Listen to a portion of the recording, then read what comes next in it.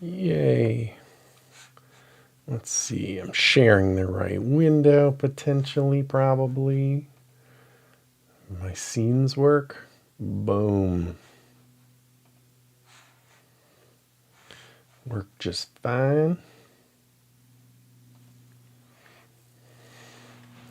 I haven't streamed this late in a little while.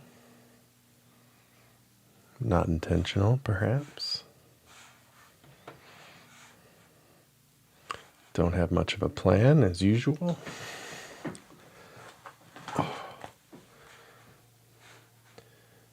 But the guy from Facebook Marketplace just came, and he did what he said he was going to do, which is bring me some cash. All right.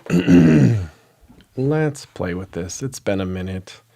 The reason I'm interested in this is because I think some recent support for it just dropped, maybe in Firefox, and now it's across the board, and it's a lot more interesting to play with potentially.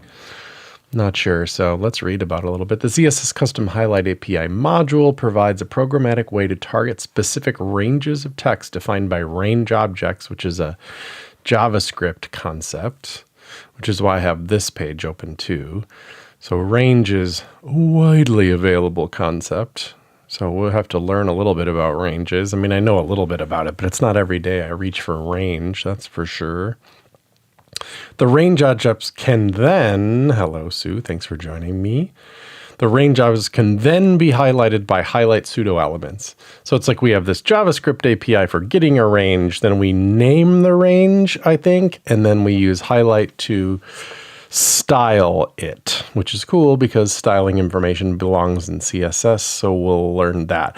The custom highlight API extends the concept of other highlight pseudo elements such as selection, spelling error, grammar error, or target text. How does target text work again? Is that the one where it's like if the URL has some text in it, it styles it specially? I think so, right? Which is normally like a yellow color or something in a lot of browsers, but you can make it be whatever you want. Ooh, this is pretty light on the, oh, there's a demo. Oh, I see. Yeah, it's this, the world's weirdest URL format, which is the kind of the ID matching format, but then it has a colon and then a squiggly and then another colon and then text and then equals and then escaped text. And there we have that. So that's purple. And I assume if that wasn't styled, which I don't even know how we would find it really, right? Because it's not going to be a, there's not going to, is maybe if the style is just in the head, could we edit it? Edit as HTML. If we were to go, let's say nothing, and then click out of it, ooh, it goes to white? Oh, it's because white is still there. I was like, that would be a crazy default. So if we click away from it, we get purple, which is probably, I'm not sharing my whole browser window or whatever, but I think the purple is like my choice in my Mac OS settings or whatever, and you could make it blue or orange or whatever.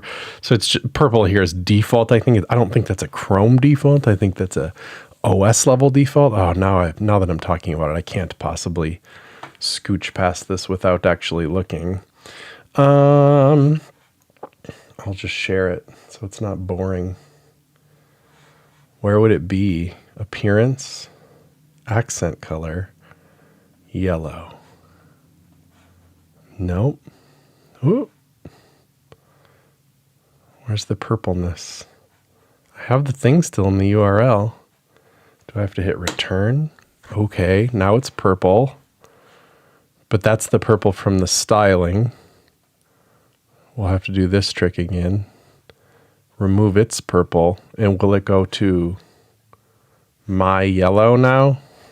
Delete, click. No, it's still purple. That's funny. So I guess it is a Chrome setting. I just think the color looked so similar to, oh, you can't even look at them. But if I click different ones, pink and orange, and it looked like Mac OS purple to me, but I guess not. It must be a Chrome default is purple selection text. What do you know?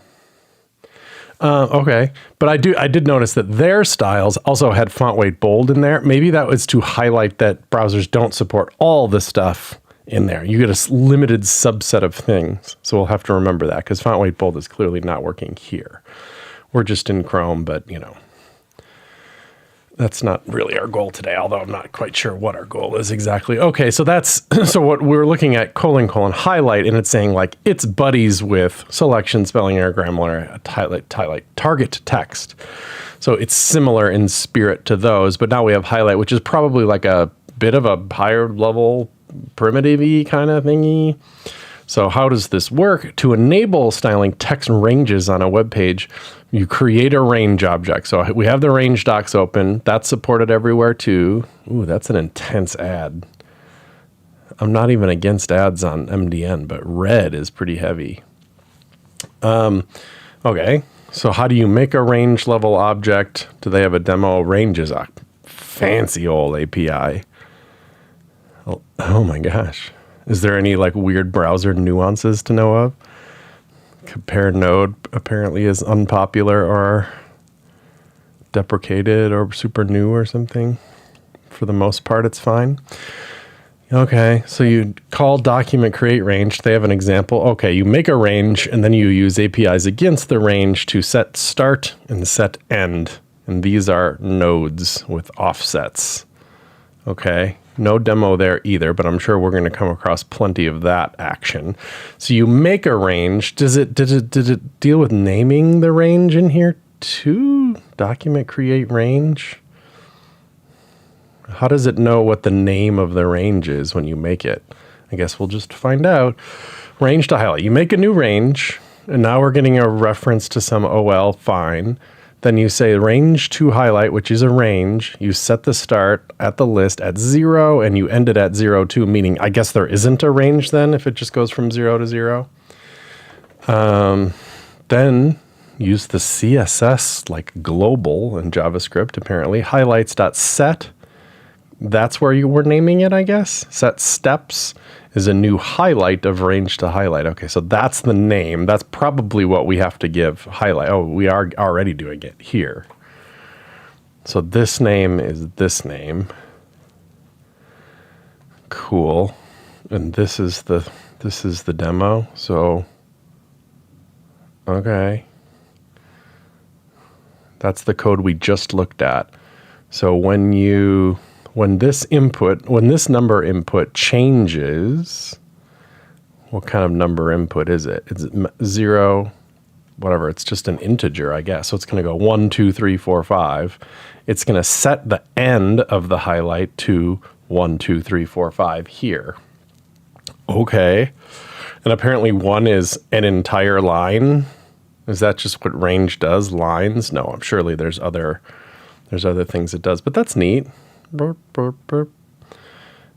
I mean, it seems like a little bit less compelling because you can kind of just set a class name on this li and use the class name to change it. Usually when I think of range, it's interesting because it could select, for example, the word right there that I hand selected with my mouse without me having to hand select it like that, or for there to be a span or something around it. This is select everything that already kind of has that element around it anyway.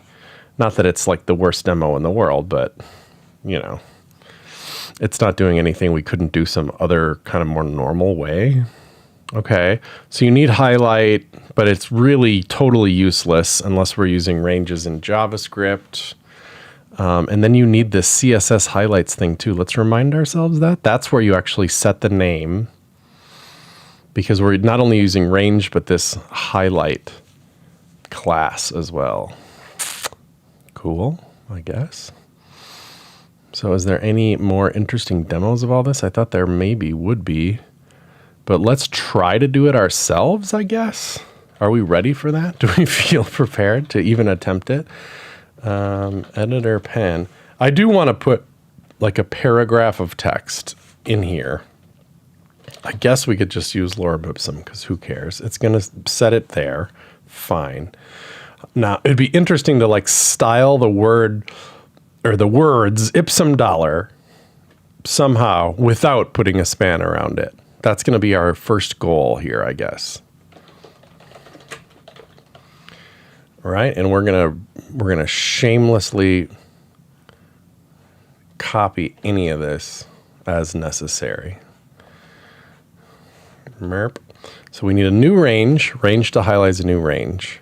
Our list, we're going to select the paragraph element instead. Range to highlight this is our par. Par meaning paragraph, I guess. Par. And then steps will just be like custom highlight, I guess, is our name. And we'll know it works when we go : highlight, parentheses, custom highlight spelled correctly is color orange. So it's not going to be working now because the range is nothing. So I think we need to learn a little bit more about ranges in order for our orangeness to show up. So create range, starting node, ending node. It's going to be the same node, right? And we already have the same node in there. They're both the paragraph element. So if we put 0 and we just put like 20, would it just select the first 20 characters? Is that what would happen? Oh my God, that made it fail to build. Failed to execute set end unranged. There's no child at offset 20. Really? What about offset 1? I think set start and set end might not. Ooh, the 1 is the entire element, apparently.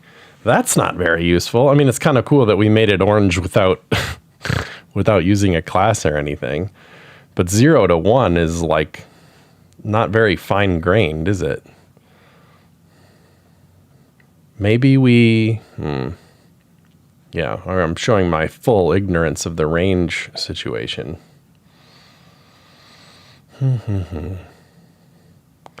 There's definitely more to learn here. So let's read about highlight. I bet they have a page for that, right? Have we clicked it yet? All right, the highlight pseudonym applies to a custom. The custom highlight is a collection of range objects. So we can have more than one range object in here. Do we comma separate them, or does one named range object have multiple ranges in it already? I don't know. So there's that. Rainbow text. Okay, we're in for it now. Ooh, lots of different named ranges. Sweet. And we get some text and then we do first child on it. Is that what necessary, perhaps? What is rainbow? Have we seen the HTML yet? Okay, we're selecting the P, but notice they're saying not just the P, but the first child of the P, which I bet makes it a text node instead of a node itself, you know, like the whole P. So if we went like that,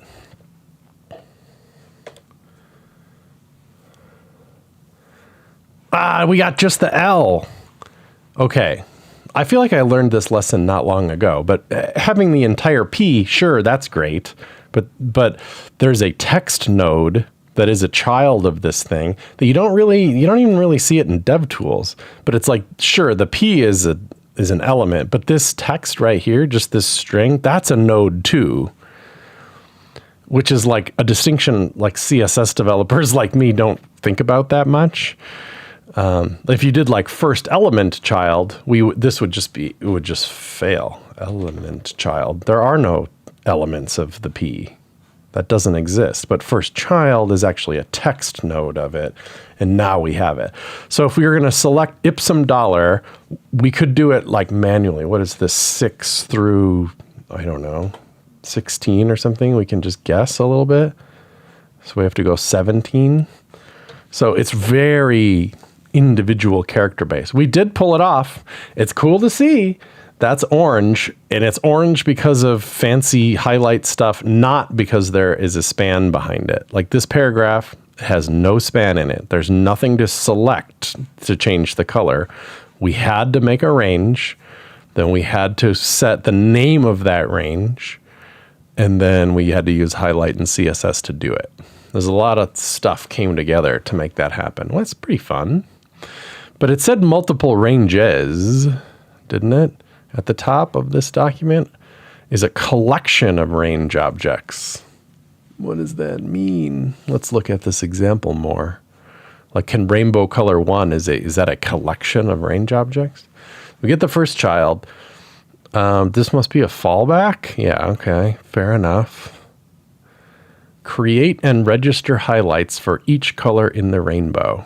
So we're looping over 7 times, and we're making a new highlight. Highlights is just an array, and it has a bunch of highlights in it. Okay, fair enough. Register a highlight under this custom name. So that's what makes these all work. 2, 3, 4, 5, 6, 7. We just made them in an array. Then we iterate over the text content that we have, apparently. That's interesting to use text content here, but first child here. I guess you just have to, because that's a node and that's a string. So you load over the thing, then you make a new range, and we're only getting one character at a time. And then highlights, you add to the, okay, highlights.add. I think that's what we haven't seen. Oh, look at that. And it's just a straight up rainbow. That rules. And, you know, if you're just joining us, there's nothing styling that. There's no background gradient or anything. It's just fancy little ranges. Ooh, look at it, went away. How did I get it to die? That's strange. I'll just refresh the page. I must have like removed something in CSS or something. Fun. So add, and what's highlights again? Or highlights is just that array full of ranges. So if we have a range, what's our range? Range to highlight. I'm misunderstanding again.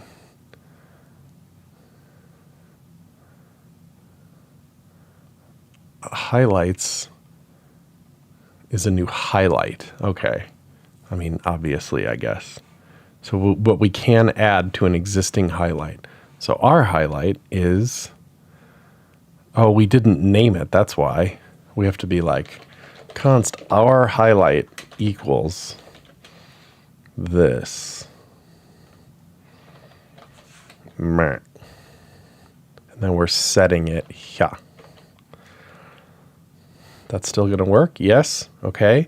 So our highlight.add, we got to have a new range. So we can go like const new range. Do we actually even need a new range, or can we just use this same one over again? But this time it's going from, I don't know, 50 to 60 or something. And then we call it again. Or, ooh, yeah. We're going to have to change our highlight then. Our highlight. So we'll have to let it, because we're going to this is seeming like absolutely horrible code now. Dot. Or maybe we don't need to. This can stay constant. This is where we use add, right? Our highlight dot add range to highlight. So now there's 2 different highlights, but they have the same name. That kind of didn't work. Is it because we overrode the range? So we're going to go range to highlight 1. 1, 1. Does it need to be a different range? I guess. Range to highlight 2. Burp. Burp. Now there's 2 different ranges. Oh, and we have to change it here too. Now will it take 2? No. Oops, this is 1. And then we have to do it again. Our highlight? No, that's what we're trying not to do. New highlight is that range. Range to highlight 2. Oh yeah, they're both there now. I'm like looking for a bug that's not there. Okay, so you need to deal in multiple ranges. So we have 2 different ranges. One of them gets sets here, one of them gets set here. I guess we could organize this better. It's just messing with my brain a little bit. So we need you know, can have multiple ranges, need the text node to work with, because that's the only interesting thing to work with, I assume, with this. Although we looked at that demo where they made the highlight can just be a whole node, and we proved it ourselves. So it just seems like way, way less interesting. To select an entire element is like not that interesting, unless it was, you know, zebra striping. I'm sure there's examples of why that is useful. Set both ranges differently, but on the same element. Yeah. Create a highlight class instance, I guess. Instance. Then we make a named highlight. I don't know if that's the like right way to say that, but it's like we need a name. You need the name because then CSS, we wouldn't have to do this at all if we didn't care what CSS had to do with it, but that's the hook into CSS. And then add second range is now possible. Takes as many ranges as you want, question mark. So that's cool. All right. And so I think the deal then is like, what we should do is like do something slightly more useful. I mean, we just pick some magic numbers to highlight, and that's not that interesting. I imagine there's a way that we could find like the index numbers of what we were looking for. Because I think one of the demos is, as Sue pointed out, there's a highlight search results example lower on the API page. I did not see that, but there probably is one. So this is the one that was less interesting to me. Which API page? Custom highlight API page? Oh, sure. User highlight one. This is some stuff we have not seen yet. Oh, yeah. Highlighting search results. This is what I had in mind when I feel like this is like the classic demo for this thing is the like, you want to build your own search function. I can go find on page. I'm just here in Chrome Canary and type in this article, and it's selecting that. But what if you don't want to tell a user use your browser search to find something? What if you, as a web developer, wanted to build that feature for a website, and you want to do it because you want to control what the experience is like? Maybe it's a really big deal for your web app, and this is a feature that looks this way in Chrome, but looks different in every other browser. Maybe you're in a mobile browser where you don't really have quick access to Command F. You're on a mobile browser or something where these APIs are supported as well. I could easily see wanting to build an on-page search feature like this. That's great that we're able to do that, as well as have the CSS control. That's cool. Maybe this time we'll skip down to the example. So here, Dignis Imos, right on. That seems like a perfectly logical thing that you would want to build. How wild is it? Very simple HTML, very simple CSS. What's the JavaScript like? Oh, you have to document.create tree walker. I'm out. It already seems like a lot. So let's just see what it does though. Article is article, which probably contains 3 paragraphs, right? Node filter.show tag. Look at that. That's like a crazy constant that must just be built into browsers or whatever. I don't know if I've ever seen that. And whatever a tree walker is, then we got to go next. All right. So this is a loop over all the next. Where does it ever break? I guess it breaks when there is no current node anymore. Whatever a node is, what are we guessing the tree walker nodes are? Is it just paragraph? Is it character? Is it word? No idea what a tree walker walks.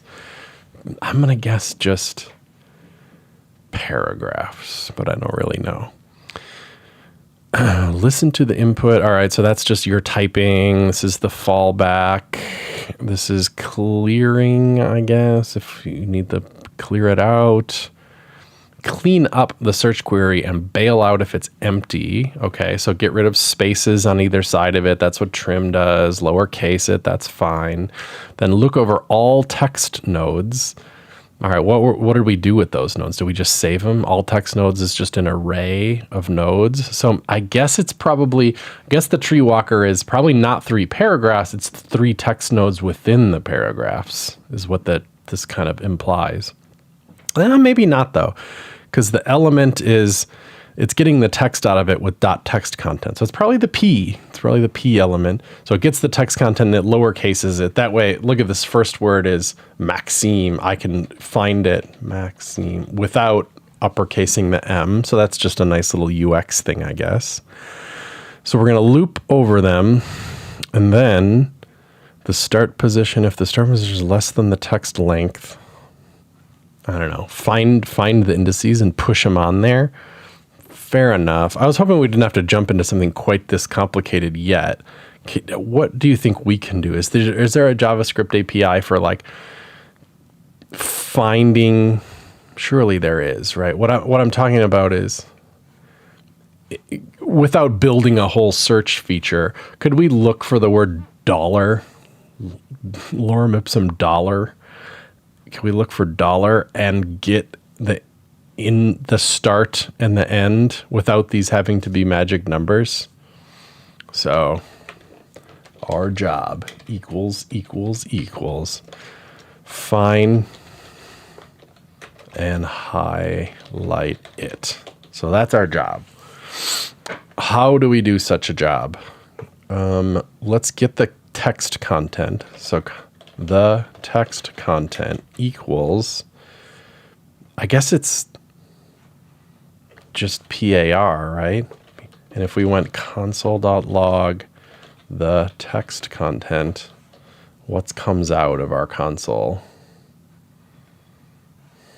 An object.text. Can we do text content on it, or do we have to do that another way? Well, we can.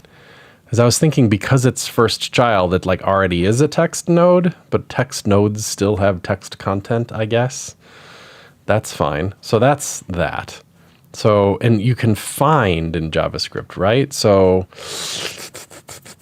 do we want to do like contains? We should just ask JavaScript find indexes of string within string. Stack Overflow. We could ask AI as well. Ooh, his Kaggy is super slow. This is like a special language. I don't want Julia language. That's wild. So index of can that be for a whole? That's for an individual character. No, it doesn't need to be though.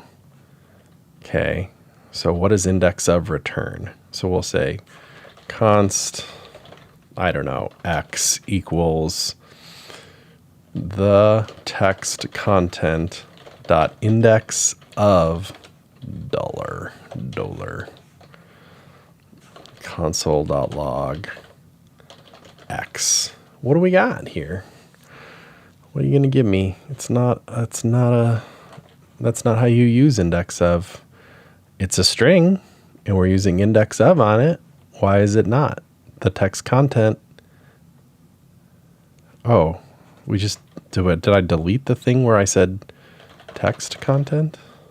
That should go now. So it's 12. That's where it starts, but I don't want it to be where it starts. I need the ending too. JavaScript get ending index of.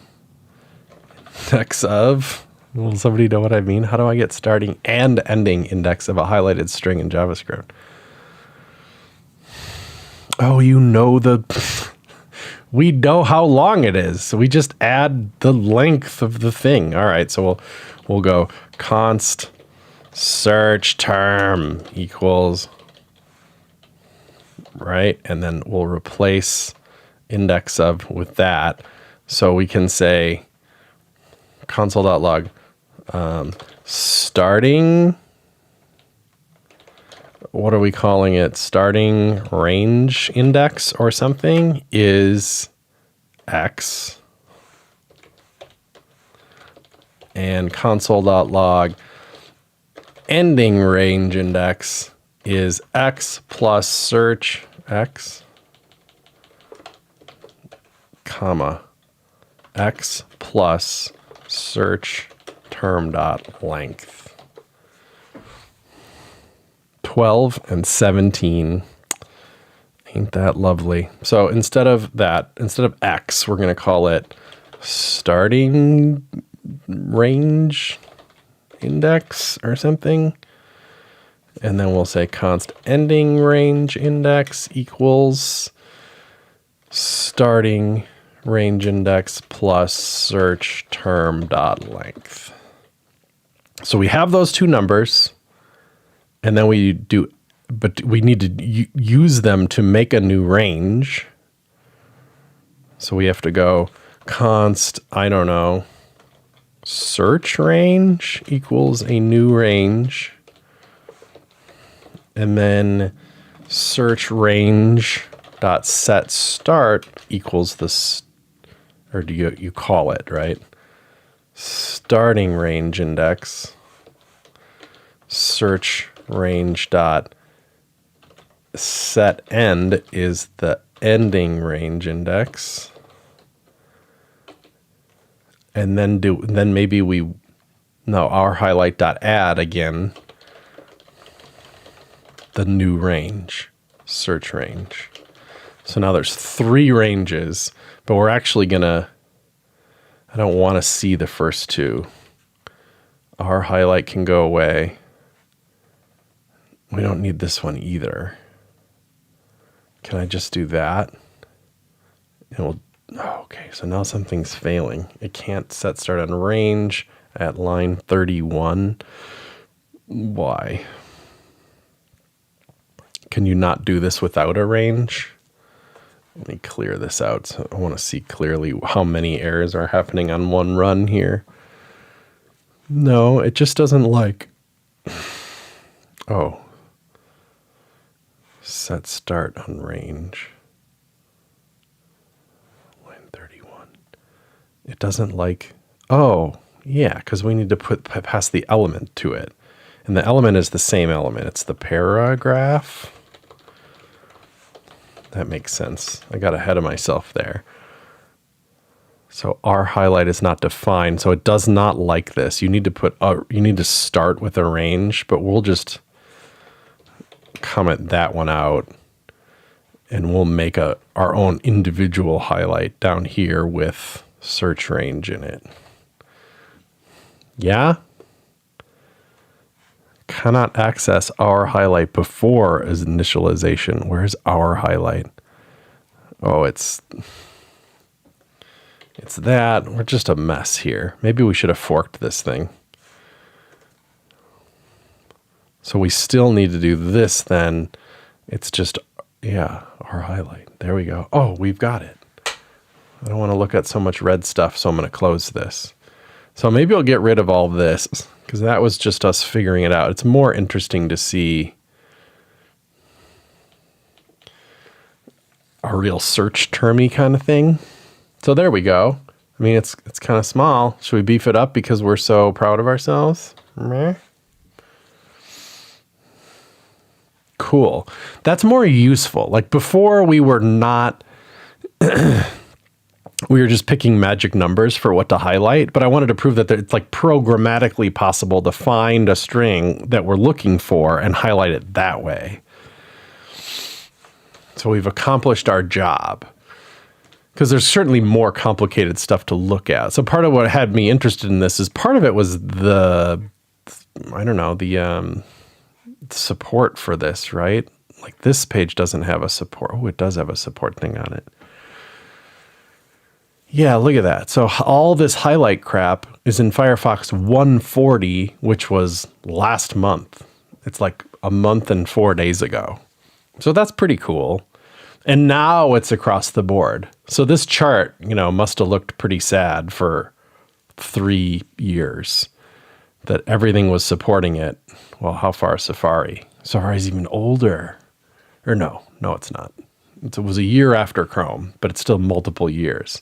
So whatever. I'm not here to like crap on Firefox. They just they did a great job. They got it out. So now we're cool across the board on most of this stuff. Who knows what this is? I don't even want to know just yet. So now we have across the board support of this highlight stuff, and we can do interesting things with it. And then, to be perfectly honest, the thing that had me, I saw this come across, but then somebody jumped on it right away and made a syntax highlight web component.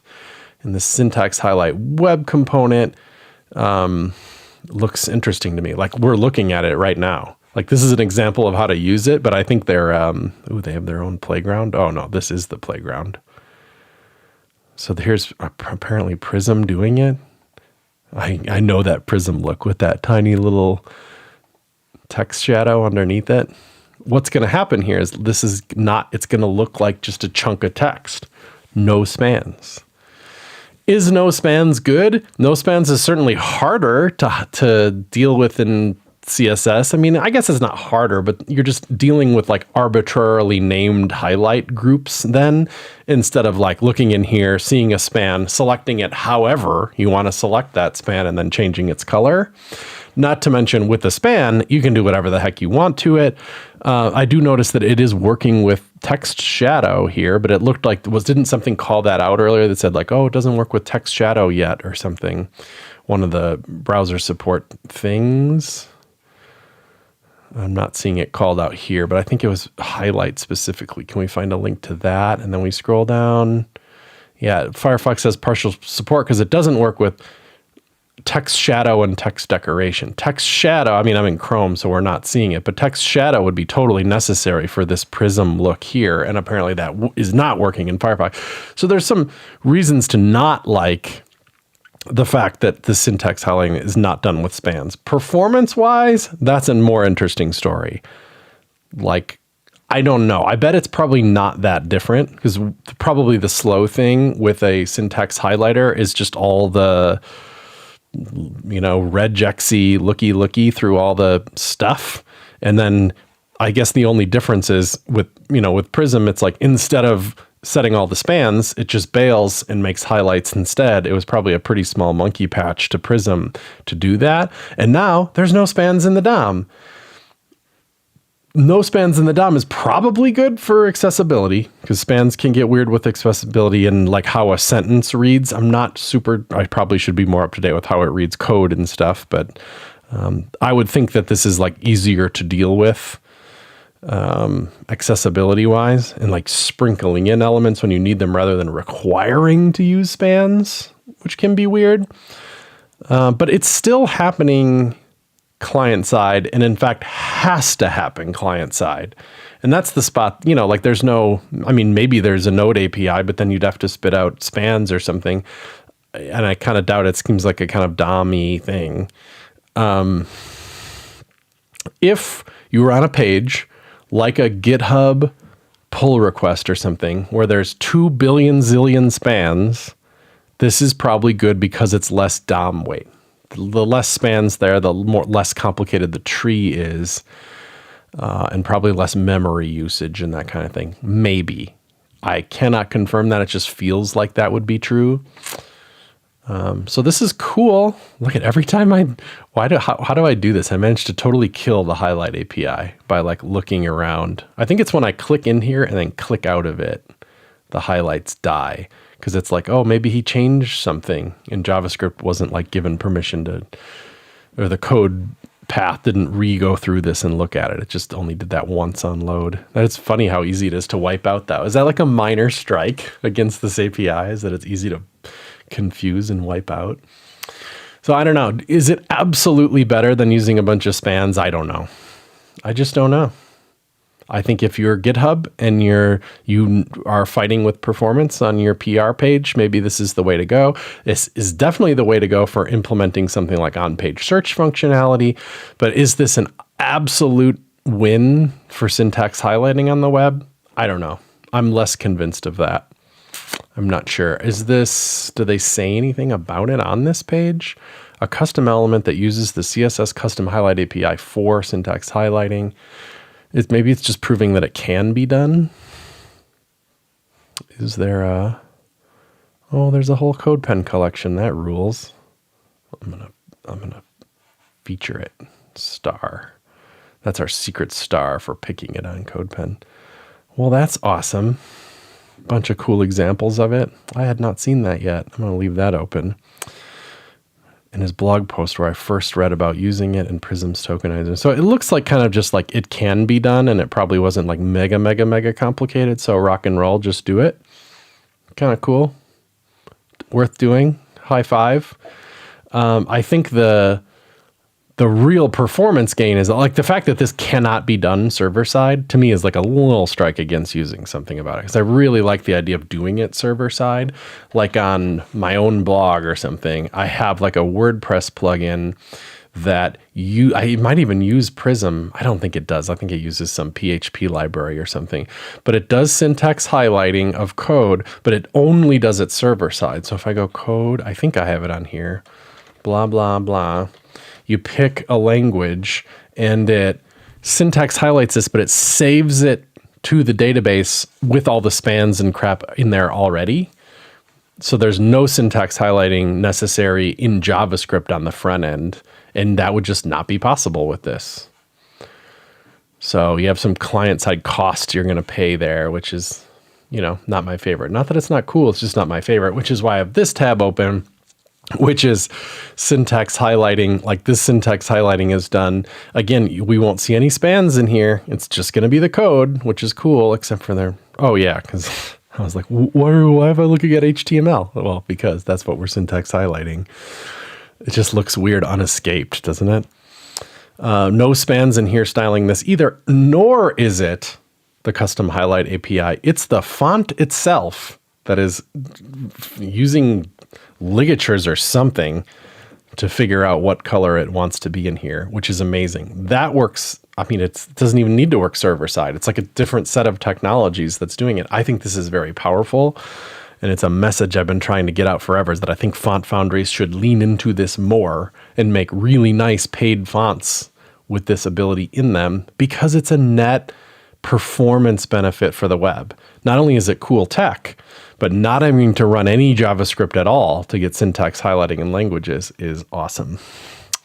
And we just saw it as a demo, but it clearly works very nicely. And we have yet to see like capitalism do its thing, which is funny to me somehow. Usually capitalism starts doing its thing. Okay, well, I don't know if that's a blog post worthy or anything. It's pretty much just looking at the MDN docs to try to figure out that stuff. But I like that we can programmatically do this. We could probably get really fancy with it. We could write a loop that changes the search range index and animates something. I'm sure we could go crazy with this, and maybe people will start to do that more and more because of its ubiquity across the browsers now. But that's cool. I feel like I know a little bit more about it now. The thing, I'm going to end this in a second, so thanks for everybody for hanging out. But the thing that I think I'm left wanting to learn more about is actually range. Knowing that we need to give a highlight a range, like what else is possible with a range? Because when we looked at those docs, can we easily get back to them? Range had like a zillion things. Like, look at all that. So how interesting is our ranges is the point. How fancy could we get with that? Seems like a little hard to work with and would be difficult cross languages and stuff, but I'd like to know a little bit more about range, I think. All right. Thanks for hanging out with me. It's a little late for me normally, so it's I'm afraid it's couch time. The Chris needs to chill. And I really appreciate everybody hanging out. Bye-bye. Have a good evening.